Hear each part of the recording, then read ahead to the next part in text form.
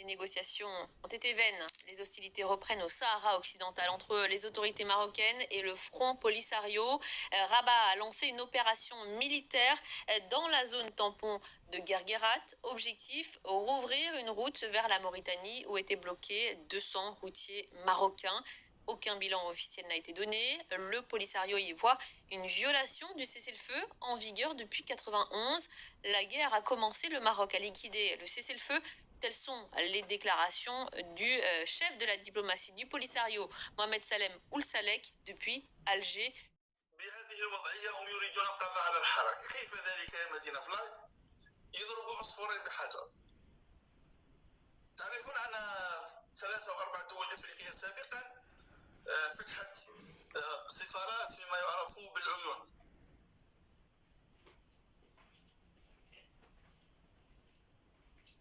ما يعرفوا بالعيون المحتلة. صح. وبعدها زادت الإمارات فتحت. إذا كيفاش يا مدينة فلاي؟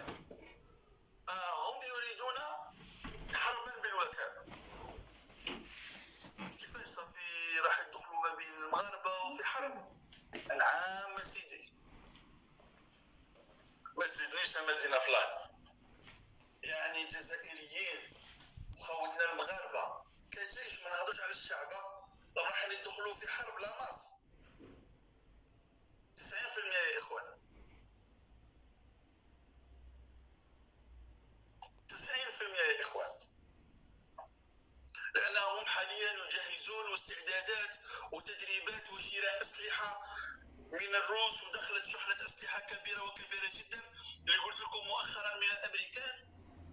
أنا قلت لكم ربما قد تكون رايحة شمال مالي أو ربما تكون رايحة كذا ولكن هي لا هي راحت تندوف.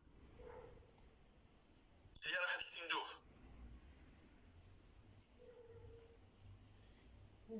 هي راحت تندوف. يعني وش تندوف عند البوليزاريو. تدريبات من أعلى مستوى حتى هناك حوالي 40 طيار من البوليزاريو كانوا يتدربون في القاعدة الجوية في بوفاريك وكذلك في طفراوي بوهران من أجل قيادة طائرات ميك. راح تمنحها لهم الجزائر. شكون راح تمنحها لهم؟ الجزائر. صح. إذا هؤلاء إذا بدأوا الحرب والحراك مستمر يبدأوا يخونوا في تاع الحراك. يقول لك الحراك زعما جيشهم في الحرب وهما زعما ضد الجيش تاعهم لأن احنا رانا نقولوا للجنرال على قوبل.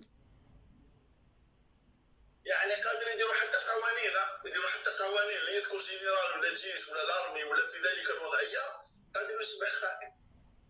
وقد يدخلون كذلك في جبهة مالي باش تكونوا على علم فقط. وهم حاليا يستعدون لدخول جبهة ليبيا. هذه معلوماتي إخواني نقولها لكم معلومات رسمية مش تحاليل. معناتها حوالي سمعوني مليح واش راني نقول لكم حوالي 55,000 أو ما يفوق من جماعة البوليزاريو يتدربون تدريبات مكثفة. وفي عناصر من البوليزاريو قوات خاصة كانت في تدريبات في الروس على نفقة الدولة الجزائرية. كانت هناك تدريبات من طرف قادة الأفريكوم اللي كانوا مؤخرا شافوا تبون. وإحنا نقولوا علاش قادة الأفريكوم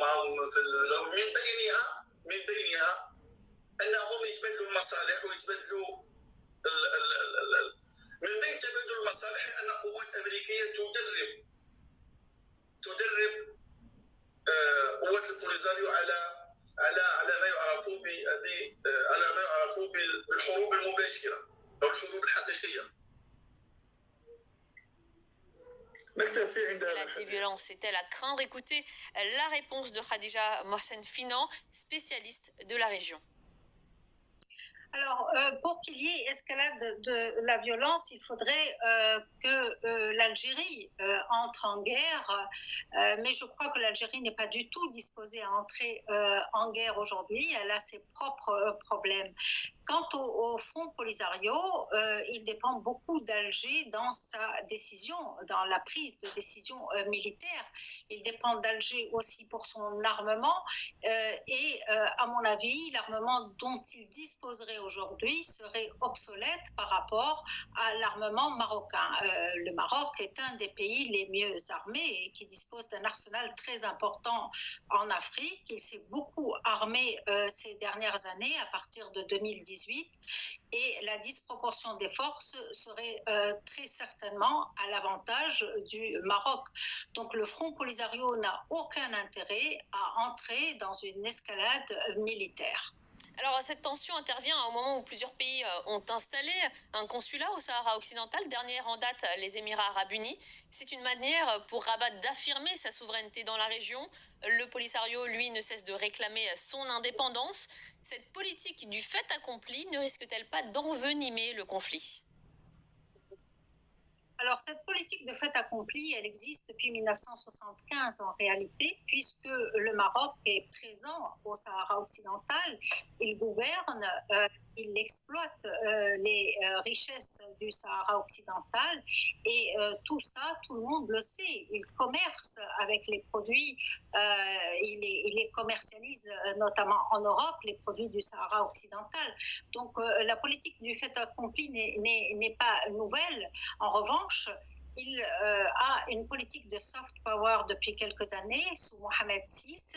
Il a cette politique de zéro qui passe par la diplomatie et le Maroc n'a pratiquement pas d'ennemis en dehors de l'Algérie et de l'Iran et il conditionne sa politique extérieure, sa diplomatie à la reconnaissance des pays avec lesquels il est en lien, à la reconnaissance du Sahara occidental ou de l'appartenance du Sahara occidental au Maroc, donc ce qu'on appelle la marocanité du Sahara.